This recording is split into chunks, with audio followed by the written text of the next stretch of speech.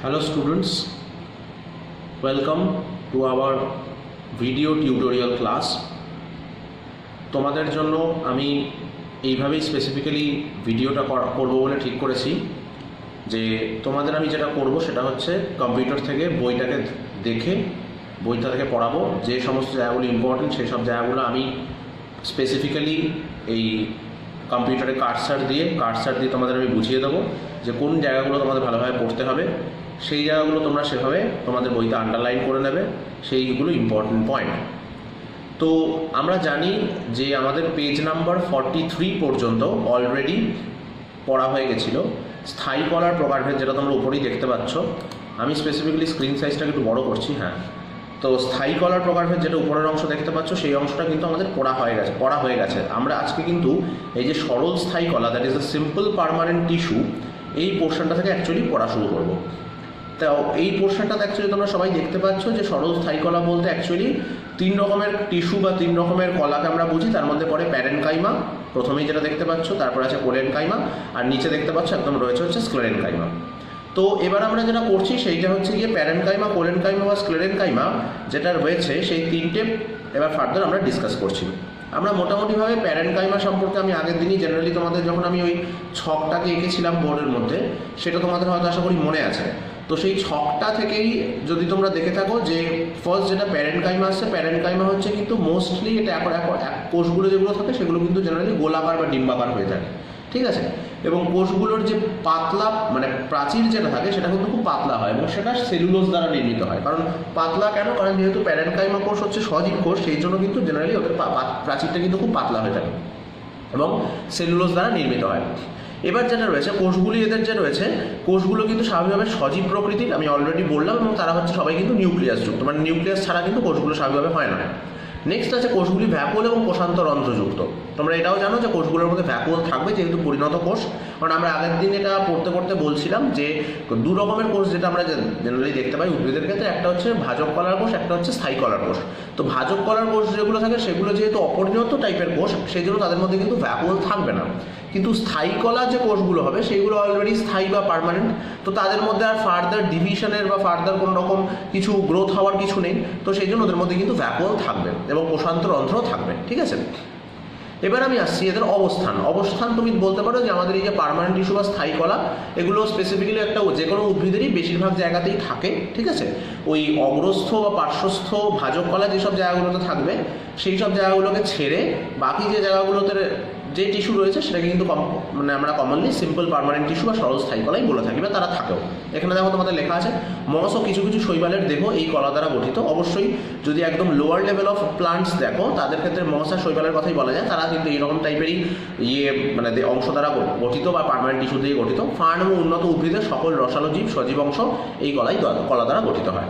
এবার আসছি কাজে আমরা মোটামুটিভাবে জানি যে প্যারেনকাইমা কলা বা প্যারেনকাইমা যে সমস্ত টাইপের কোষ দিয়ে গঠিত সেগুলোর মধ্যে কিন্তু মেনলি ফটোসিনথেসিস চলে, যেহেতু ওদের ক্লোরোপ্লাস্ট আছে, অ্যাজ ওয়েল অ্যাজ ওরা কিন্তু ফুড বা খাবার দাবার ওরা স্টোর করে রাখতে পারে ওদের নিজেদের মধ্যে, ঠিক আছে। অ্যাজ ওয়েল অ্যাজ এই টাইপের প্যারেনকাইমা এমন কিছু আছে যেগুলো একটা কোনো উদ্ভিদকে, জলজ উদ্ভিদের ক্ষেত্রে স্পেসিফিক্যালি, সেটা কিন্তু তাদেরকে ভেসে থাকতে সাহায্য করছে, ঠিক আছে। তো আমরা এবার সেটাই দেখে নেবো যে এখানে লাস্ট কাজের অংশটা, কাজের কলামটাকে দেখো, তোমরা দেখতেই পাচ্ছ যে ক্লোরোফিলযুক্ত প্যারেনকাইমা যেটা হয় সেটা হচ্ছে ক্লোরোপ্লাস্টযুক্ত প্যারেনকাইমা, ক্লোরোফিলযুক্ত প্যারেনকাইমা সেটাকে বলা হয় ক্লোরেনকাইমা, খাদ্য তৈরি করে। বায়ুগহ্বরযুক্ত যে প্যারেনকাইমা হয় সেটাকে আমরা বলি এরেনকাইমা, সেটা জলজ উদ্ভিদ থেকে ভাসিয়ে রাখতে সাহায্য করে বা গ্যাসীয় আদান প্রদানে সাহায্য করে। তার সাথে সাথে আছে খাদ্য সঞ্চয়ে সাহায্য করবে, এরকমও আছে সঞ্চয়ী প্যারেনকাইমা, ঠিক আছে। এবার আসছি কোলেনকাইমা। প্যারেনকাইমার পরেই যে টাইপের কোষ বা কলা থাকে সেটাকে বলি আমরা কোলেনকাইমা। আমরা এটা জানি যে প্যারেনকাইমার মধ্যে যেভাবে খাদ্য সঞ্চিত থাকে এর মধ্যেও থাকতে পারে, বাট এর মধ্যে সেরকমভাবে খাদ্য কিন্তু তৈরি হয় না। আর কোলেনকাইমা কলাটা মেইনলি রয়েছে উদ্ভিদের দেহকে সাপোর্ট দেওয়ার জন্য। তো কোলেনকাইমাতে আমাদের দেখে নিই যে কোষগুলো কিন্তু জেনারেলি খুব একটা গোলাকার হয় না, এটা বহুভুজাকার হয়ে থাকে এবং লম্বচ্ছেদের হয়ে থাকে বা আয়তকার লম্বাটে হয়। কোষগুলোর যে প্রাচীর হয় সেই প্রাচীরগুলো অসমভাবে স্থূল হয়, মানে কোষের যে প্রাচীরগুলো সেগুলো তো স্থূল হবেই অবশ্যই, প্যারেনকাইমার মতো, যেমন প্যারেনকাইমাতে আমরা দেখলাম পাতলা, সেরকম পাতলা হওয়ার কোনো চান্স নেই, তো অবশ্যই স্থূল হবে। কিন্তু কথাটা হচ্ছে এই যে স্থূল যে হবে, স্থূল খালি যে হবে তা নয়, তার সাথে সাথে মাথায় রাখতে হবে যে কোণার জায়গাগুলো, মানে সেলের বা কোষের যে কোণার জায়গাগুলো সেইগুলোতে কিন্তু অ্যাকচুয়ালি ওই স্থূল ব্যাপারটা দেখতে পাওয়া যাবে। এছাড়াও এর এখানে একটা জিনিস মাথায় রাখতে হবে যে কোষগুলো যেভাবে স্বাভাবিকভাবে সজীব হবে, নিউক্লিয়াস যুক্ত হবে এবং কোষান্তর রন্ধ্রযুক্ত বা রন্ধ্রবিহীন হতে পারে। এখানে একটা কথা হচ্ছে, তুমি যদি নেক্সট পেজে চলে যাও একবার, তুমি উপরেই দেখতে পাচ্ছ প্যারেনকাইমা ছবি। প্যারেনকাইমাতে ভালোভাবে দেখো কোষগুলো মোটামুটিভাবে গোলাকার বা ওভাল শেপের, তার মধ্যে ভ্যাকুওল আছে এবং কোষগুলোর মাঝখানে কিন্তু কোষান্তর রন্ধ্র, যেটাকে ইংলিশে বলা হয় ইন্টারসেলুলার স্পেস, তো সেইটা কিন্তু রয়েছে। কিন্তু তুমি যদি কোলেনকাইমার ছবি দেখো, মানে দ্বিতীয় ছবিটার কথা আমি বলছি, দ্বিতীয় ছবিটা যদি ভালোভাবে দেখো, সেই দ্বিতীয় ছবিতে কিন্তু তুমি দেখতে হবে যে এদের ক্ষেত্রে কিন্তু জেনারেলি কোনো রকম কোনো ওই কোষান্তর রন্ধ্র বা ইন্টারসেলুলার স্পেস বলতে যেটা বুঝি সেটা কিন্তু জেনারেলি এখানে নেই বা জেনারেলি থাকে না। তো এই পার্থক্যটা কিন্তু তোমাদের অবশ্যই মাথায় রাখতে হবে যে প্যারেনকাইমা আর কোলেনকাইমার মধ্যে প্যারেনকাইমার কোষান্তর রন্ধ্র থাকছে, কোলেনকাইমার কিন্তু কোষান্তর রন্ধ্র থাকছে না। এবার আমি চলে আসি দ্বিবীজ, এদের অবস্থান কি বলছে? অবস্থান হচ্ছে দ্বিবীজপত্রী উদ্ভিদের ক্ষেত্রে কাণ্ডের অধস্তকে, মানে কাণ্ডের যে একদম ভিতরকার ত্বক, সেখানে পাতায় যে মধ্যশিরা থাকে, মানে মাঝখানে যে শিরাটা থাকে, অ্যাজ ওয়েল অ্যাজ পত্রবৃন্ত, মানে পাতার যে বৃন্ত, নিচের দিকে যে বৃন্তটা হয়, বা পুষ্পবৃন্ত মানে ফুলের যে বৃন্ত হয়, সেসব জায়গায় এই কলাটা থাকতে পারে। মানে যে সমস্ত জায়গায় থাকলে অ্যাকচুয়ালি উদ্ভিদের একটা স্ট্রাকচারাল রিজিডিটি প্রোভাইডেড হবে বা উদ্ভিদের ক্ষেত্রে একটা সুবিধা হবে যে ওই স্ট্রাকচারটা যেন একদম সলিড থাকে, ঝড় বাদল বা কোনো রকম কোনো ন্যাচারাল ক্যালামিটি বা প্রাকৃতিক বিপর্যয় যাতে ওই জায়গাটা নষ্ট না হয়, সেইটার কিন্তু প্রোটেকশনটা পুরোপুরি দেয় হচ্ছে এই কোলেনকাইমা। ফাংশন বা কাজ তোমরা দেখতেই পাচ্ছ, যান্ত্রিক দৃঢ়তা প্রদান করে, যেটা আমি এতক্ষণ ধরে বললাম যে উদ্ভিদকে যদি ধরো ইলাস্টিসিটি প্রদান করার কথা হয় বা উদ্ভিদকে যদি ধরো তোমার মানে কি বলবো রিজিডিটি প্রোভাইড করার ক্ষেত্রে হয়, সেক্ষেত্রে কোলেনকাইমা কিন্তু সবার আগে। প্যারেনকাইমা কিন্তু সেটা করতে পারে না, কারণ প্যারেনকাইমা কোষগুলো মোটামুটিভাবে নরম হয়। এবার আসছি ক্লোরোপ্লাস্টযুক্ত প্যারেনকাইমা বা পোষক কলা, এটা হচ্ছে খাদ্য তৈরি করবে, এটা ক্লোরোপ্লাস্টযুক্ত হয়, খাদ্য তৈরি করে, বাট সেটা খুব মাইনিউট কোয়ান্টিটিতে, প্যারেনকাইমার মতো অত পারে না। উদ্ভিদ অঙ্গের টান ও চাপের সহনশীলতা বৃদ্ধি করে, উদ্ভিদ অঙ্গে যে বিভিন্ন রকম টান বা চাপ রয়েছে সেগুলো সহনশীলতাকে বৃদ্ধি করতে হেল্প করে। চলন, রেচন, শ্বসন, ক্ষরণ ইত্যাদি বিভিন্ন কাজে সাহায্য করে, এগুলো তো রয়েছেই। তো এবার আমি চলে আসছি, সেটা হচ্ছে স্ক্লেরেনকাইমা। একদম নিচের দিকে দেখতেই পাচ্ছ স্ক্লেরেনকাইমা রয়েছে। স্ক্লেরেনকাইমাতে যেটা আমাদের একটা জিনিস মাথায় রাখতে হবে, সেটা হচ্ছে এই যে এই প্রকার কলার যে তোমরা দেখতে পাচ্ছ, এই প্রকার কলাও কিন্তু জেনারেলি আমাদের ওই বিভিন্ন রকম ধরতে পারো যে আমাদের উদ্ভিদের ক্ষেত্রে যে স্ট্রাকচারাল রিজিডিটি বা ইলাস্টিসিটি, এগুলোকে অ্যাকচুয়ালি কন্ট্রোল করতে হেল্প করে। তো এই কলার যে কোষগুলো, এগুলো জেনারেলি গোলাকার বা ডিম্বাকার বা তারকাকার, মানে স্টার শেপেড, ঠিক আছে, বা লম্বাটে প্রকৃতির হতে পারে। এদের যে কোষগুলো, তার যে প্রাচীর, সেটা কিন্তু জেনারেলি পুরু হয়, অবশ্যই পুরু হবে যেহেতু যান্ত্রিক দৃঢ়তা প্রদান করছে সেই জন্য। এবং এদের যে কোষ প্রাচীর সেটা কিন্তু লিগনিন যুক্ত হবে এবং শক্ত হবে। এবং কূপ যুক্ত মানে কি? কূপ মানে এখানে অ্যাকচুয়ালি বোঝানো হচ্ছে, কূপ মানে কিন্তু অ্যাকচুয়ালি কুয়ো। আমাদের যেমন বাড়িতে কুয়ো থাকে, সেই কুয়োর কথা এখানে বলা হয়নি। এদের যে কোষ প্রাচীর পুরু হয়, তাই পুরুর যে কোষ প্রাচীরের মধ্যে কিছু কিছু জায়গায় দেখা যায় যে ঢিপি ঢিপি মতো, মানে একটুখানি ফুলে রয়েছে কোনো একটু জায়গা, ঢিপির মতো স্ট্রাকচার দেখতে পাওয়া যায়, সেগুলোকে বলা হয় কূপ। কোষগুলি অবশ্যই প্রোটোপ্লাজম বিহীন হয় এবং সেই জন্য মৃত হয়। মানে কোলেনকাইমার ক্ষেত্রেও তুমি দেখবে স্পেসিফিক্যালি কোষগুলো সজীব যদিও হয়, কিন্তু ওই প্যারেনকাইমার মতো অতটা সজীব হয় না, ইন্টারমিডিয়েট। কিন্তু স্ক্লেরেনকাইমাতে একদমই নির্জীব, মানে মৃত কোষ, ঠিক আছে। কোষগুলির মধ্যে কোষান্তররন্ধ্র একেবারেই থাকবে না, কারণ কোষগুলো এতটাই হার্ড হয়ে যায়, এতটাই ইলাস্টিসিটি চলে আসে, ওদের মধ্যে কিন্তু কোষান্তররন্ধ্র জেনারেলি থাকবে না। আচ্ছা, এরা কোথায় আছে দেখে নেওয়া যাক। এরাও কাণ্ডের অধঃত্বকে আছে, নালিকা মান্ডিলের চারিপাশে আছে, দ্বিবীজপত্রী উদ্ভিদের বান্ডিল টুপিতে আছে। বান্ডিল টুপি মানে হচ্ছে দ্বিবীজপত্রী উদ্ভিদের ক্ষেত্রে ওই যে জাইলেম আর ফ্লোয়েম নিয়ে অ্যাকচুয়ালি নালিকা বান্ডিল তৈরি হয়, সেই নালিকা বান্ডিলের উপরে, তো সেটাকে আমরা বলছি বান্ডিল টুপি। এছাড়াও পেয়ারাতে আছে, নাশপাতির শ্বাস ইত্যাদি। এছাড়াও তুমি বিভিন্ন রকমের যে গাছের যে সিড, মানে আমাদের যে বীজ, সেই বীজের মধ্যেও কিন্তু স্ক্লেরেনকাইমা কোষটি থাকতে পারে, ঠিক আছে। তো স্ক্লেরেনকাইমা অ্যাকচুয়ালি কিন্তু দু ধরনের হয়, একটা হচ্ছে স্ক্লেরেনকাইমা কোষ বা স্ক্লেরেনকাইমা সেল, আরেকটা হয় স্ক্লেরাইট, ঠিক আছে, স্ক্লেরাইট বা স্টোন সেল। ওই যে স্ক্লেরাইট বা স্টোন সেল কথা বলছি, ওইটা কিন্তু একটু জেনারেলি লম্বাটে টাইপের, মানে ওটা একটু গোল টাইপের হয়। এবং ওই যে স্ক্লেরাইট যেটার কথা বললাম, সেটা কিন্তু তোমার ওই উদ্ভিদের স্ট্রাকচারাল রিজিডিটি প্রোভাইড করতে হেল্প করে। তুমি পরের পাতায় ছবি দেখতে পারো, এই দেখো মোটামুটিভাবে তুমি দেখতেই পাচ্ছ যে হেক্সাগোনাল শেপেড সেল। এবার ওদের মধ্যে অবশ্যই ইয়েটা নেই, ইন্টারসেলুলার স্পেস থাকছে না, কোষ প্রাচীর অনেক স্থূল এবং বিভিন্ন জায়গায় ঢিপির মতো স্ট্রাকচার রয়েছে। তো এইসব জায়গায় রয়েছে, বুঝতেই পারছি আমাদের সিডে বা অন্যান্য ধরো নারকেলের মালা, নারকেলের যে বড় উপরের যে খোলসটা, সেটা তৈরি করতেও স্বাভাবিকভাবে স্ক্লেরেনকাইমারই দরকার পড়েছে, কারণ অত শক্ত জিনিস স্ক্লেরেনকাইমা ছাড়া আর কিছু দিয়ে তৈরি হতে পারে না। ফাংশন দেখে যাওয়া যাক। উদ্ভিদের যান্ত্রিক দৃঢ়তা প্রদান করতে সাহায্য করছে, উদ্ভিদ অঙ্গের টান ও চাপের সহনশীলতা একই ফাংশন কোলেনকাইমার মতোই। বীজত্বক বা ফলত্বক গঠনে সাহায্য করছে, কারণ বীজত্বক বা ফলত্বক যদি গঠিত না হয় তাহলে তাদের প্রোটেকশন কে দেবে, তো প্রোটেকশন দেওয়ার কাজ করছে। এছাড়াও পাট, শন ইত্যাদি স্ক্লেরেনকাইমা তন্তু, মানে স্ক্লেরেনকাইমা ফাইবার বলে একটি বস্তু হয়।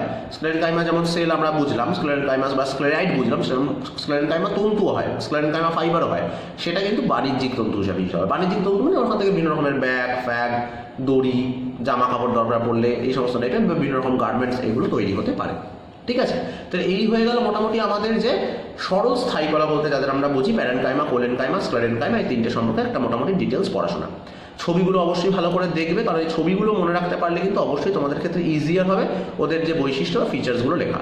এবার আমি আসছি হচ্ছে জটিল স্থায়ী কলা। ঠিক আছে, জটিল স্থায়ী কলাতে একটা জিনিস সবসময় মাথায় রাখবে, এদের মধ্যে জাইলেম আর ফ্লোয়েম পড়ে। ঠিক আছে, এবার জাইলেম আর ফ্লোয়েমের মধ্যে একটা জিনিস আমাদের মাথায় রাখতে হচ্ছে, জাইলেম হচ্ছে গিয়ে প্রথমে যেটা আমরা মাথায় রাখবো সেটা হচ্ছে জাইলেম হচ্ছে মেনলি এমন একটা কলা বা এমন একটা টিস্যু যেটা উদ্ভিদ দেহে জল সংবহনে বা জল পরিবহনে সাহায্য করে। আর ফ্লোয়েম হচ্ছে এমন এক রকমের কলা বা এমন এক রকমের টিস্যু যেটা কিন্তু জেনারেলি উদ্ভিদের দেহে খাদ্য সংবহনে সাহায্য করছে। তো সেই জন্যই প্রথমে আমরা যদি জাইলেমের কথায় দেখি, জাইলেম হচ্ছে একটি কলা 4টি উপাদান দিয়ে তৈরি। প্রথমেই লেখা আছে, দেখো 4টি উপাদান আমি ইভেন আগেও ওই বোর্ডে যখন লিখেছিলাম তখন লেখা হয়েছিল। প্রথমেই আসে হচ্ছে ট্র্যাকিড, ট্র্যাকিড হচ্ছে এক রকমের কোষ। তারপর আসে হচ্ছে ট্র্যাকিয়া, ট্র্যাকিয়াকে আমরা ইভেন বলতে পারি ভেসেল এলিমেন্ট। তারপরে আসে জাইলেম প্যারেনকাইমা, আর তারপরে আসে জাইলেম ফাইবার বা জাইলেম তন্তু, বা ইভেন একে আমরা বাংলায় কাষ্ঠল তন্তুও বলতে পারি। 2 নম্বর পয়েন্টে তোমরা এখানে দেখতেই পাচ্ছ যে ট্র্যাকিয়া জাইলেম তন্তুর প্রাচীর প্রচুর পুরু হয় এবং লিগনিন যুক্ত হয়, কিন্তু জাইলেম প্যারেনকাইমার প্রাচীর যেটা সেটা পাতলা হবে, বিকজ এটা সজীব। বাকি যে তিনখানা তোমরা দেখতে পাচ্ছ ট্র্যাকিয়া আর জাইলেম, এটা কিন্তু নির্জীব, মানে জাইলেম তন্তু এরা কিন্তু নির্জীব বা প্রাণহীন, কিন্তু জাইলেম প্যারেনকাইমা কিন্তু সজীব, সেই জন্য ওর প্রাচীর পাতলা হবে এবং সেলুলোজ দ্বারা নির্মিত হবে। লেখাই রয়েছে দেখো 3 নম্বর পয়েন্টে যেটা বললাম, ট্র্যাকিয়া জাইলেম তন্তু কিন্তু মৃত, জাইলেম প্যারেনকাইমা সজীব। 4 নম্বর পয়েন্টে এই কলার 3টি উপাদান মৃত বলে একে মৃত কলাও বলতে পারো। মানে তুমি যদি জাইলেমের কথাই দেখো সেক্ষেত্রে 3টি উপাদান, মানে 4টের মধ্যে 3টে, বেশিরভাগটাই মৃত বলে মৃত কলা বলবো। অবস্থান কোথায় আছে সারা উদ্ভিদের ক্ষেত্রে, তুমি যদি কাণ্ড দেখো, কাণ্ডের একদম মাছ থেকে শুরু করে শাখা প্রশাখা একদম পাতার মধ্য শিরা দিয়ে এটি অবস্থান করেছে, এবং কারণ জল সংবহনকে করতে হবে। তো সংবহন কলাযুক্ত সকল প্রকার উদ্ভিদের স্টিডি এবং নালিকা বান্ডিলে থাকে। স্টিডি হচ্ছে গিয়ে স্পেসিফিক্যালি এমন একটি স্পেসিফিক জায়গা, মানে কাণ্ড বা আমাদের যে শিকড় বা রুট তার একদম মধ্যভাগের যে অংশটা, মধ্যভাগের অংশকে আমরা স্টিডি বলে থাকি।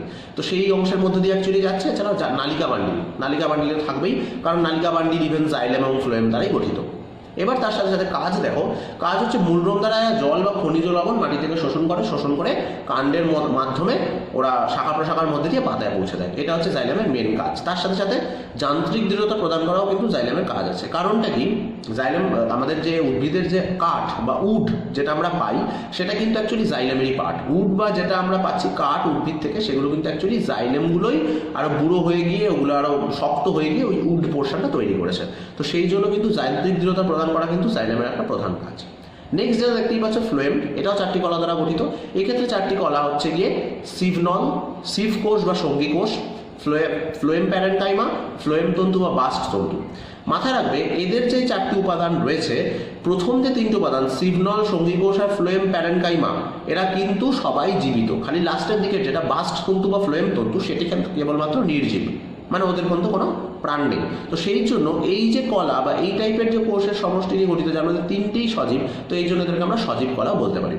মাথায় রাখতে হবে এখানে আরেকটা জিনিস, 2 নম্বর পয়েন্টটা তোমরা দেখতেই পারো যে প্রথম 3টি উপাদানের প্রাচীর এদের পাতলা হবে, কারণ যেহেতু ওরা বিভাজন করতে পারে ওর জন্য পাতলা প্রাচীর এবং সজীব ইভেন সেলুলোজ দ্বারা গঠিত। ঠিক আছে, কিন্তু ফ্লোয়েম তন্তু যেটা আছে সেই তন্তুটা কিন্তু অনেকটাই প্রাচীর পুরো এবং লিগনিন। মানে এখানে একটা জিনিস জাইলেম আর ফ্লোয়েম পড়তে গিয়ে আমরা বুঝতে পারছি, যেগুলো সজীব হবে সেগুলো পাতলা প্রাচীর যুক্ত হবে, এটা একদম মাথায় ঢুকিয়ে নাও।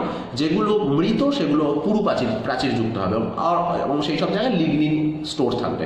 আর যেগুলো পাতলা প্রাচীর যুক্ত মানে সজীব, সেগুলোর মধ্যে সেলুলোজ দিয়ে তৈরি হবে। তো এইটা মোটামুটি আমরা বুঝতে পারলাম। জাইলেমের মধ্যে মেজরিটি 3টেই যেহেতু মৃত, ওই জন্য আমাদের মৃত কলা বলছি। ফ্লোয়েমের মধ্যে প্রথম 3টেই সজীব, সেই জন্য আমাদের সজীব কলা বলছি। চলে আসে অবস্থানের ক্ষেত্রে যদি তোমরা দেখো, এটাও কিন্তু স্টিলি বা নালিকা বান্ডিলই থাকবে।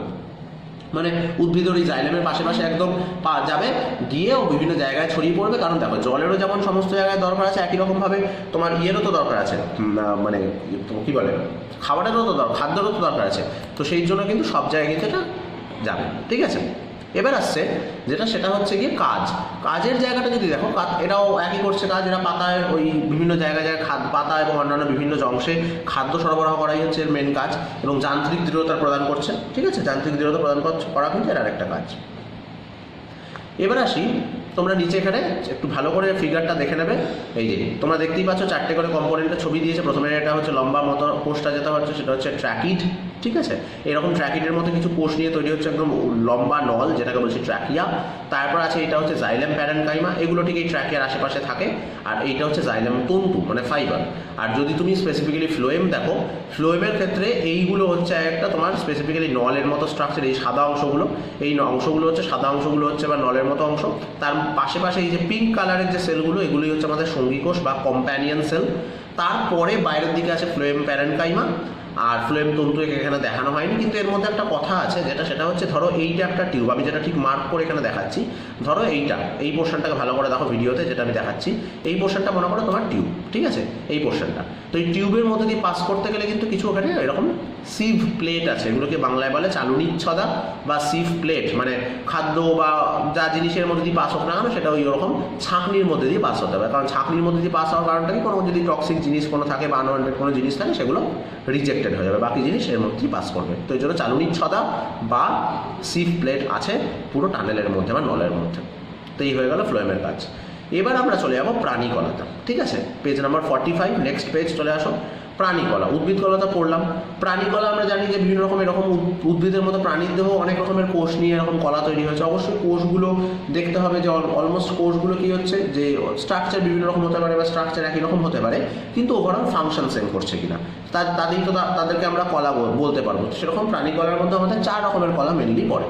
তার মধ্যে প্রথমে আছে আবরণী কলা বা এপিথেলিয়াল টিস্যু, সেকেন্ড আছে যোগ কলা বা কানেকটিভ টিস্যু, থার্ড আছে পেশি কলা বা মাসেল টিস্যু, আর ফোর্থ আছে স্নায়ু কলা বা নার্ভাস টিস্যু। তোমরা ছবিতে ভালো করেই দেখতে পাচ্ছ আবরণী কলা প্রথমেই দিয়ে দেওয়া হয়েছে।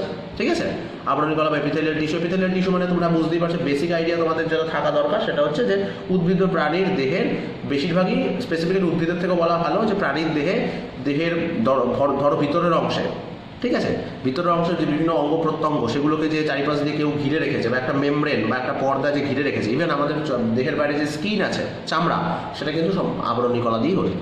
পেশিকলা মানে আমরা জানি যে আমাদের যদি স্কিনটাকে তুলে ফেলা হয়, তারপরে তার নিচে একটা ফ্যাটের লেয়ার আসবে। ফ্যাটের লেয়ারটা যদি তুলে ফেলা হয় তার নিচেই আসবে একটা হচ্ছে পেশি কলা, মাসেল টিস্যু, যেটা অ্যাকচুয়ালি হচ্ছে মাসেল ফাইবার দিয়ে তৈরি। ঠিক আছে, তো আমরা যেমন মাংস খাই বিভিন্ন প্রাণীর, তো বিভিন্ন প্রাণীর যখন মাংস খেতে হয় তখন কিন্তু আমরা পেশি কলাটাকেই অ্যাকচুয়ালি খাই। স্নায়ু কলা মানে জানি আমাদের নিউরন বা স্নায়ু দ্বারা এই কলা স্পেসিফিক্যালি গঠিত।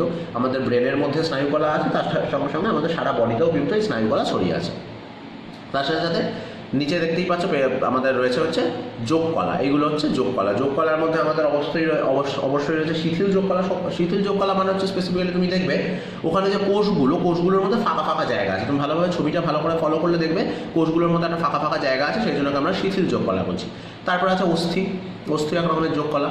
তরুণাস্থি সেটা এক রকমের যোগ কলা। রক্ত এটা এক রকমের কিন্তু যোগ কলা। ঠিক আছে, তাহলে এই 4 রকমের নিয়ে মেনলি আমাদের প্রাণীকলা বা প্রাণীকলার মধ্যে যোগ কলা অংশটি বা কানেকটিভ টিস্যু অংশটি তৈরি হয়েছে। কানেকটিভ টিস্যুর মানেই হচ্ছে গিয়ে যে টিস্যু আমাদের দেহের বিভিন্ন অঙ্গ প্রত্যঙ্গ বা বিভিন্ন অংশকে কানেক্ট করছে বা সবগুলোকে জাস্ট একে অপরের সাথে কানেক্টেড থাকতে হেল্প করছে। তো সেই জন্য এটাকে আমরা স্বাভাবিকভাবেই যোগ কলা বলছি, যেহেতু যোগ সাধন করছে। এবার আমরা জাস্ট এই টাইপগুলো একটু দেখে নিই। টাইপের যাওয়ার আগে আমি একটা জিনিস এখানে বলেছে যে প্রাণীকলার যে শ্রেণীবিভাগ করা হয়েছে সেটা কিসের ভিত্তিতে করা হয়েছে। অবশ্যই সেটা করা হয়েছে কোষের আকৃতি এবং আয়তনের ভিত্তিতে, ফার্স্ট পয়েন্ট। সেকেন্ড পয়েন্ট, কোষ স্তরের বিন্যাস, মানে কোষগুলো কেমনভাবে বিন্যস্ত আছে তার উপর ডিপেন্ড করে। গায়ে গায়ে সাজানো আছে না আলাদা আলাদাভাবে আছে তার উপর, কারণ তার উপর দেখেই যে শিথিল যোগ কলা বা অনেকটাই কাছাকাছি থাকলে সেক্ষেত্রে সেটাকে আমরা বলি কনডেন্সড কানেকটিভ টিস্যু। ঠিক আছে, বা ডেন্স কানেকটিভ টিস্যু। আর কোষেদের পরস্পরের মধ্যে সংযোগ পদ্ধতি কীভাবে আছে সেটাকেও অবশ্যই ফলো করতে হবে, অ্যাজ ওয়েল অ্যাজ বহিঃকোষীয় পদার্থের পরিমাণ। বহিঃকোষীয় পদার্থ মানে কোষের বাইরে যে পদার্থ আছে, যাকে আমরা ইংলিশে বলি এক্সট্রা সেলুলার ম্যাট্রিক্স বা বহিঃকোষীয় ধাত্র, সেইটার পরিমাণটাও কিন্তু দেখতে হবে। এই 4টে জিনিসের উপর ডিপেন্ড করেই কিন্তু আমরা ক্লাসিফিকেশন করেছি অ্যানিমাল টিস্যু বা প্রাণীকলাকে 4টে ভাগে। তোমরা ডান দিকে দেখতেই পাচ্ছ 4টে ভাগ করে দেওয়া আছে। আবরণী কলা বা তোমার অ্যাপিথেলিয়াল টিস্যু, যোগ কলা বা কানেকটিভ টিস্যু, পেশি কলা বা মাসেল টিস্যু, আর স্নায়ু কলা বা মানে হচ্ছে নিউরাল টিস্যু। এবার আমি একটা একটা করে শুরু করছি। তোমাদের প্রথমেই দেখো আবরণী কলা যেটা রয়েছে, আবরণী কলা মানে এপিথেলিয়াল টিস্যু। আমি আগে অলরেডি বলেছি যে অবস্থান কোথায় করে, আমাদের যে ইন্টারনাল অর্গানগুলো রয়েছে সেগুলো চারিপাশ দিয়ে সারাউন্ড করে রেখেছে বা ঘিরে রেখেছে হচ্ছে আবরণী কলা। তার সাথে সাথে আমাদের দেহের বাইরে যে চামড়া বা স্কিন আছে সেখানেও আবরণী কলা রয়েছে। এছাড়াও আর দেখে না কোথায় কোথায় রয়েছে আমাদের লালাগ্রন্থি, শ্বাসনালী, মূত্রথলি, ত্বক ইত্যাদি যে কোনো অঙ্গের বাইরে আবরণী কলা স্তর থাকে। তার মানে ভিতরে যে বিভিন্ন অঙ্গ প্রত্যঙ্গ সেগুলোকে কভার করে রেখেছে আবরণী কলা, অ্যাজ ওয়েল অ্যাজ আমাদের ধরো এই যে স্পেসিফিক্যালি শ্বাসনালী বা আমাদের সারা বডিতে যে এলিমেন্টারি ক্যানাল বা খাদ্যনালী রয়েছে, সেই খাদ্যনালীর ভিতরকার সার্ফেস অ্যাজ ওয়েল অ্যাজ বাইরেকার সার্ফেস সমস্ত কিছু কিন্তু এপিথেলিয়াল টিস্যু বা আবরণী কলা দ্বারাই গঠিত। গঠনগত বৈশিষ্ট্য কি? গঠনগত বৈশিষ্ট্যের ক্ষেত্রে একটা জিনিস তোমাদের ভালোভাবে দেখলে তোমরা দেখতে পাবে যে আবরণী কলা কিন্তু জেনারেলি দু ধরনের হয়। একটা হচ্ছে সরল আবরণী কলা, একটা হচ্ছে স্তরীভূত আবরণী কলা। কেন? কারণ ধরো যদি আবরণী কলায় তুমি যদি দেখো, যেমন উপরের ছবিটা একটু আমরা চলে যাচ্ছি আবার, উপরের ছবিটায় যদি ভালোভাবে দেখো, এই যে আবরণী কলার একটা ছবি দিয়েছে, কিউবের মতো ছবি দিয়েছে, তোমার কি মনে হয় এখানে একখানা লেয়ার আছে বা একখানা স্তর আছে? না। যদি একখানা কেবলমাত্র স্তর থাকে কোষের, তখন তাকে বলবো সরল আবরণী কলা। যদি দেখো যে মাল্টিপল স্তর রয়েছে, তখন সেটাকে আমরা বলবো জটিল আবরণী কলা বা সেটাকে বলছি স্তরীভূত আবরণী কলা। ঠিক আছে? সরল আবরণী কলার কোষগুলো চ্যাপ্টা বা পাতলা আঁশের মতো হয়ে থাকে, স্তম্ভাকার হয়ে থাকে অথবা সিলিয়াযুক্ত হয়ে থাকে এবং ক্ষরণকারী গ্রন্থির মতো ভিত্তি পর্দার উপরেই অবস্থান করে। আর এদের কাজ কী থাকে? অবশ্যই আবরণ করে রাখা, কোনো কিছুকে বাইরে থেকে কোনো কিছুকে পরিবেশের হাত থেকে কোনো কিছুকে রক্ষা করাই আবরণী কলার প্রধান কাজ।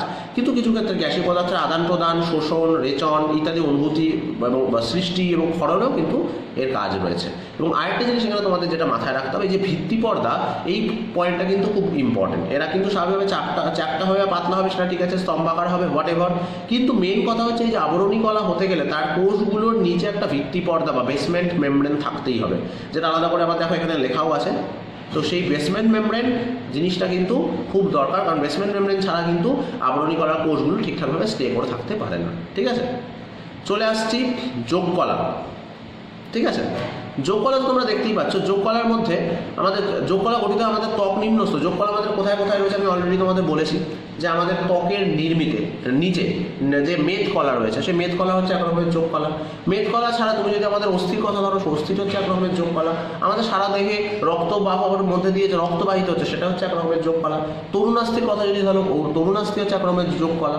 তারপরে ধরো তোমাদের আমাদের বডিতে টেন্ডন আছে, লিগামেন্ট আছে, এগুলোও কিন্তু স্পেসিফিক্যালি যোগকলার মধ্যেই পড়ে, কারণ এরাও বিভিন্ন জিনিসকে কানেকশনের হেল্প করছে। ঠিক আছে, গঠনগত বৈশিষ্ট্য মাঝখানে রয়েছে, ভালো করে দেখে নাও তোমরা। যোগকলার দুটি প্রধান উপাদানই হচ্ছে কোষসমূহ এবং বহিঃকোষীয় ধাত্র বা ম্যাট্রিক্স। মানে কোষগুলো যেমন থাকবে যোগকলার মধ্যে আছে, তার সাথে সাথে ওগুলোকে ঘিরে থাকবে বহিঃকোষীয় ধাত্র বা ম্যাট্রিক্স। কোষগুলি যথেষ্ট আলাদা এবং ছাড়া ছাড়াভাবে অবস্থিত থাকে এবং আন্তঃকোষীয় স্থানে প্রোটিন জাতীয় তন্তুসমূহ থাকবে এবং অন্যান্য ধাত্র পদার্থ দেখতে পাওয়া যায়। তার মানে কি, এদের যে কোষগুলো আছে, কোষগুলো ছাড়া বা কোষগুলোর মধ্যে যে আন্তঃকোষীয় স্থান আছে, তাতে প্রোটিন জাতীয় তন্তু আছে এবং অন্যান্য ধাত্র পদার্থ দেখতে পাওয়া যাবে। যোগকলাতে প্রচুর রক্ত সরবরাহ লক্ষ্য করতে পারা যায়। ঠিক আছে, কারণ যোগকলার মধ্যে রক্ত তো রয়েছে। এছাড়াও তরুণাস্থিতে রক্ত সরবরাহ যদিও থাকে না, কিন্তু এবং টেন্ডানে আবার রক্ত সরবরাহ যেমন পরিমাণ কম। তার মানে আলটিমেটলি জিনিসটা বলতে চাওয়া হয়েছে এটাই, যে যোগকলা বলতে গেলে তোমাদের মাথায় রাখবে যে যোগকলার ক্ষেত্রে উপাদান হচ্ছে কোষ রয়েছে এবং কোষসমূহকে সারাউন্ড করে বা ঘিরে রয়েছে বহিঃকোষীয় ধাত্র। এবার ওই বহিঃকোষীয় ধাত্র কোনো সময় দেখা যায় ওটা অনেক পাতলাও হতে পারে, যেটা in case of loose connective টিস্যুর ক্ষেত্রে হয়। কোনো সময় দেখা যায় সেটা ডেন্স বা খুব ঘনও হতে পারে। ঠিক আছে, সেটা এবার যোগকলা থেকে যোগকলা ভ্যারি করবে। যেমন ধরো তুমি রক্তের কথায় যদি ধরো, সেটা অনেকটা পাতলা, কিন্তু যদি তুমি অস্থি বা তরুণাস্থির কথায় যাও বা টেন্ডানের কথায় যাও, সেটা কিন্তু অনেকটাই ঘন। ঠিক আছে, তো এবার চলে আসি কাজের জায়গায়। কাজ তোমরা ডান দিকে দেখতে পাচ্ছ যে এরা যোগকলা অবশ্যই দেহের বিভিন্ন অঙ্গের মধ্যে সংযোগ স্থাপনে সাহায্য করছে, অনাক্রম্যতন্ত্র বজায় রাখে, চলন গমনে সাহায্য করে। কারণ আমাদের যদি দেহের ভিতরকার বিভিন্ন রকমের অঙ্গ প্রত্যঙ্গকে মানে কানেক্ট করে না রাখা যায়, তাহলে অবশ্যই আমরা চলন গমন ঠিকঠাকভাবে করতে পারবো না। ঠিক আছে, দেহের অঙ্গগুলোকে প্রপারলি একটা জায়গায় রেখে ওগুলোকে প্যাকিংয়ের কাজ করেছে। প্যাকিংয়ের কাজ মানে ওগুলোকে প্রপারলি ঠিকঠাকভাবে প্রোটেকশন দেওয়া আছে। এছাড়াও তার সাথে সাথে তাপ সংরক্ষণ, খাদ্য সঞ্চয় ইত্যাদি কাজগুলো কিন্তু যোগকলা করে থাকে। চলে আসি ঠিক পরেরটাতে, যেটা হচ্ছে পেশিকলা। পেশিকলাতে আমরা দেখতেই পাচ্ছি যে পেশিকলা বলতে যেটা পেশিকে অ্যাকচুয়ালি বোঝাচ্ছি, যে আমাদের মেদ কলার নিচে যেটা রয়েছে সেটা হচ্ছে পেশিকলা। অবশ্যই পেশিকলা আমাদের এই আগের যে কলাটা আমরা গেল, আমাদের যেটা যোগকলা তার মধ্যে নয়। এবার এই পেশিকলা অবশ্যই আমাদের পেশির যে আমাদের তন্তু বা পেশির যে মাসেলের যে ফাইবার সেগুলো দিয়ে গঠিত। এবং পেশিকলা কোথায় আছে? পেশিকলা আমাদের যেমন আমাদের যে সারা বডিতে যে স্কেলিটন বা আমাদের সারা বডির যে কঙ্কাল, সে কঙ্কাল তন্ত্রকে সাপোর্ট দেওয়ার জন্য আছে। আমাদের বডির ভিতরে যে ইন্টারনাল বহু অর্গান রয়েছে সেগুলোকে সাপোর্ট দেওয়ার জন্য আছে। অ্যাজ ওয়েল অ্যাজ আমাদের যে হার্ট স্পেসিফিক্যালি, সেই হার্টের গায়েও কিন্তু পেশি রয়েছে। তার মানে আলটিমেটলি আমাদের সমস্ত জায়গায় দেহের ভিতরে কিন্তু পেশির অবস্থান রয়েছে। গঠন কি, পেশিকলার ক্ষেত্রে আবার আমাদের মাথায় রাখতে হবে যে পেশির যে কোষগুলি সেগুলোকে আমরা বলি পেশিতন্তু, ঠিক আছে, বা মায়োসাইট, এবং এগুলো লম্বা ধরনের হয়ে থাকে। পেশিকলাগুলি জেনারেলি 3 ধরনের হয়ে থাকে অবস্থানের উপর এবং কাজের উপর। একটা হচ্ছে গিয়ে ঐচ্ছিক পেশি। ঐচ্ছিক পেশি মানে যেটা আমাদের ইচ্ছা অনুযায়ী আমরা আমাদের নাড়াচাড়া করতে পারি, মানে যেগুলো হচ্ছে স্পেসিফিক্যালি ভলেন্টারি মাসেল বলি ইংলিশে। ভলেন্টারি মাসেল মানে ঐচ্ছিক পেশি, ঠিক আছে। অনৈচ্ছিক মাসেল, অনৈচ্ছিক পেশি মানে হচ্ছে যে সমস্ত পেশিগুলি আমরা আমাদের ইচ্ছা অনুযায়ী নাড়াচাড়া করতে পারি না, তার মানে এরা হচ্ছে ইনভলেন্টারি, অনৈচ্ছিক। আর তার সাথে সাথে রয়ে গেছে হচ্ছে হৃদপেশি মানে কার্ডিয়াক মাসেল। মানে অ্যাকচুয়ালি আমরা মাসেলগুলি 3 রকমের হয়, স্কেলেটাল মাসেল, স্মুথ মাসেল আর হচ্ছে কার্ডিয়াক মাসেল। স্কেলেটাল মাসেল হচ্ছে কি যে সমস্ত মাসেলগুলো আমাদের স্কেলেটাল সিস্টেম বা আমাদের কঙ্কালতন্ত্রকে সাহায্য করছে এবং আমাদের চলন গমনে সাহায্য করে, তো তারা হচ্ছে স্কেলেটাল মাসেল। তো অবশ্যই এরা কী হবে, এরা হচ্ছে ঐচ্ছিক, মানে আমরা ইচ্ছা মতো এদেরকে নাড়াতে চালাতে পারি, এটা আমাদের কন্ট্রোলে আছে। সেকেন্ড যদি দেখি স্মুথ মাসেল, তো স্মুথ মাসেল রয়েছে আমাদের ভিতরকার যে সমস্ত অর্গানগুলো রয়েছে সেই অর্গানগুলোকে পুরোপুরি ঘিরে রেখেছে স্মুথ মাসেল। অবশ্যই স্মুথ মাসেল কিন্তু আমাদের কন্ট্রোলে নেই। যখন মনে করো তোমার বডিতে কোনো রকম অ্যাক্টিভিটি চলছে, স্মুথ মাসেলসগুলো ইচ্ছা মতো কিন্তু সংকোচন প্রসারণ করতে পারে, তাহলে আমাদের যেহেতু কন্ট্রোলে নেই তাই এদেরকে আমরা অনৈচ্ছিক পেশি বলতে পারি বা মসৃণ পেশিও বলতে পারি। স্মুথ মাসেল আমি ইংলিশে বলছি, ভালো করে শুনবেন। আর হৃদপেশি যেটা রয়েছে কার্ডিয়াক মাসেল, কার্ডিয়াক মাসেলের ক্ষেত্রে ইম্পর্টেন্ট জিনিস যেটা হচ্ছে সেটা হচ্ছে কার্ডিয়াক মাসেলের ক্ষেত্রে এরাও কিন্তু আমাদের কন্ট্রোলে নেই। এরাও এক রকমের ওয়ান কাইন্ড অফ বলতে পারো একটা অনৈচ্ছিক পেশি। এরা কন্টিনিউয়াসলি সবসময় মানে কী বলবো, ব্রিথ করে চলেছে, ওই জন্যই আমরা সার্ভাইভ করে, বিট করে চলেছে, সেই জন্য আমরা সার্ভাইভ করছি। তো হৃদপেশিও কিন্তু সেই রকমই। ঐচ্ছিক পেশিগুলো কীরকম হয়ে থাকে, লম্বাটে ধরনের হয়ে থাকে, আড়াআড়ি রেখাযুক্ত হয়ে থাকে, একাধিক নিউক্লিয়াস যুক্ত ইভেন হয়ে থাকে। এবং পেশিগুলোর মধ্যে এরকম দেখা যায় যে কোনো কোনো পেশিতে এরকম স্ট্রাইপ বা দাগ আছে, যেমন ধরো তোমার এই প্রথমেই বললাম, যেমন ধরো ঐচ্ছিক পেশি বা অস্থি পেশি যেটা স্কেলেটাল মাসেল, তাদের ক্ষেত্রে কিন্তু স্পেসিফিক্যালি তুমি দেখবে আড়াআড়ি দাগ আছে। আবার অনৈচ্ছিক পেশি যারা, ওদের মধ্যে কিন্তু ওই আড়াআড়ি দাগটা নেই। আবার যদি হৃদপেশি দাও তাহলে দেখবে আড়াআড়ি দাগটা রয়েছে। তো এইরকমভাবে আলাদা রয়েছে। এর মধ্যে আবার অনৈচ্ছিক পেশি আর হৃদপেশি মানে প্রথমটা থার্ডটা, এরা কিন্তু অনেকটাই বলতে পারো লম্বাটে ধরনের। আর লম্বাটে ধরনের বলতে স্পেসিফিক্যালি অনেকটা সিলিন্ড্রিক্যাল শেপের, কিন্তু মাঝখানে যে মসৃণ পেশিটা আছে সেটা কিন্তু আবার অনেকটাই মাকু আকৃতির, সেটা ওখানে দেখো লেখাই আছে। আবার একটি নিউক্লিয়াস যুক্ত হতে পারে, বহু নিউক্লিয়াস যুক্ত হতে পারে। যেমন ধরো তোমার ঐচ্ছিক পেশি বা অনৈচ্ছিক পেশি এগুলো একটি মাত্র নিউক্লিয়াস যুক্ত, কিন্তু হৃদপেশিতে যদি তুমি আবার যাও তাতে আবার দেখবো অনেক নিউক্লিয়াস। ইভেন হৃদপেশিতে কিন্তু পেশির যে কোষগুলো আছে তার মধ্যে মাইটোকন্ড্রিয়ার সংখ্যা বেশি, কারণ যেহেতু হৃদপেশি সবসময় বিট করে চলেছে, ও থামার কোনো জায়গা নেই, ও যেদিন থেমে যাবে আমরা সেদিন মরে যাবো, ঠিক আছে। তো সেই জন্য হৃদপেশি কিন্তু ওইভাবেই রয়েছে। তো এদের একটি বা দুটো নিউক্লিয়াস যুক্ত হয়, আন্তঃকোষীয় সংযোগ দ্বারা এরা যুক্ত থাকে। এদের ফাংশন কী আছে, রক্তনালীর মাধ্যমে রক্তের প্রবাহ বা খাদ্যনালীর পেরিস্টলটিক চলন এগুলো সাহায্য করছে অনৈচ্ছিক পেশি। আর হৃৎপিণ্ডের সংকোচন প্রসারণে সাহায্য করে, চলন গমনে সাহায্য করছে, হার্টের কন্ট্রাকশন রিল্যাক্সেশনে হেল্প করছে, ঠিক আছে। এবং খাদ্যনালীর মধ্যে দিয়ে যখন খাওয়া যায় তখন আমরা তাকে পেরিস্টলটিক চলন বলি, তো সেই জিনিসটাকেও কিন্তু জেনারেলি হেল্প করছে। চলে আসি স্নায়ুকলা, ঠিক আছে। স্নায়ুকলায় যেটা আমরা দেখতে পাচ্ছি সেটা হচ্ছে আমাদের স্নায়ুকলা অবশ্যই স্নায়ু বা নিউরন দ্বারা গঠিত, এবং তার সঙ্গে সঙ্গে একটা জিনিস মাথায় রাখতে হবে, খালি যে নিউরন দ্বারাই স্নায়ুকলা গঠিত হয় তা নয়, তার সাথে সাথে মাঝখানে কিছু সেলস আছে যেগুলোকে আমরা বলি নিউরোগ্লিয়াল সেলস, ঠিক আছে। এগুলো অ্যাকচুয়ালি নিউরনকে সাপোর্ট দেওয়ার জন্য, নিউরনের কী কী দরকার খাওয়ার দাওয়ারে সেগুলো প্রোভাইড করে। নিউরন যা যে এক্সক্রিটরি ম্যাটেরিয়াল রিলিজ করে সেগুলোকে বাইরে নিয়ে আসে, বাইরে বলতে নার্ভাস টিস্যু বা স্নায়ুকলার বাইরে নিয়ে আসে, এবং সেইগুলোই হচ্ছে ওই জন্য স্নায়ুকলার আন্ডারে পড়ছে। কী কী দিয়ে তৈরি, মস্তিষ্ক এবং সুষুম্না কাণ্ড দ্বারা এই স্নায়ুকলা গঠিত হয়, ঠিক আছে। এবার দেখো এই যে স্নায়ুকলার গঠন ভালো করে বলা হয়েছে, স্নায়ুকলা বলতে অবশ্যই সেটা তৈরি হচ্ছে আমাদের স্নায়ুকোষ বা নিউরন দিয়ে, এবং তার সাথে সাথে নিউরোগ্লিয়া নামক একরকম কোষ তো থাকছেই। এবার এই নিউরোগ্লিয়া তো সাপোর্টিং কোষ বা সাপোর্টিং সেলস আমরা বুঝতে পেরেছি, কিন্তু তার সাথে সাথে স্নায়ুকোষ বা নিউরনের ক্ষেত্রে একটা জিনিস মাথায় রাখতে হবে যে স্নায়ুকোষ বা নিউরন যেটা হয় সেই নিউরন কিন্তু অ্যাকচুয়ালি 3টে পার্ট নিয়ে তৈরি। নিউরনের প্রথম অংশটা মানে একদম সামনের দিকের অংশটার নাম হচ্ছে কোষ দেহ বা সেল বডি, মাঝখানের অংশটির নাম হচ্ছে আমাদের অ্যাক্সন, আর একদম শেষের দিকের অংশটির নাম হচ্ছে গিয়ে প্রান্ত সন্নিকর্ষ, বা ওকে আমরা অনেক সময় তোমার বলে থাকি, সাইনাপটিক নব বলে থাকি। কিন্তু এখানে কথাটা হচ্ছে এই যে কোষ দেহ যেটা সামনের দিকের অংশ, এই কোষ দেহ অংশে কিন্তু স্পেসিফিক্যালি মাথায় রাখতে হবে, আলাদা করে তোমাদের এখানে ছবি দেওয়া হয়নি, সেটা আমি দেখে নিলাম একবার। তো কোষ দেহ অংশ যেটা থাকে, কোষ দেহ অংশে কিন্তু মাথার দিকে অনেক রকম ওই সাইটোপ্লাজমিক প্রসেস থাকে, যে সাইটোপ্লাজমিক প্রসেসগুলোকে আমরা নাম দিয়ে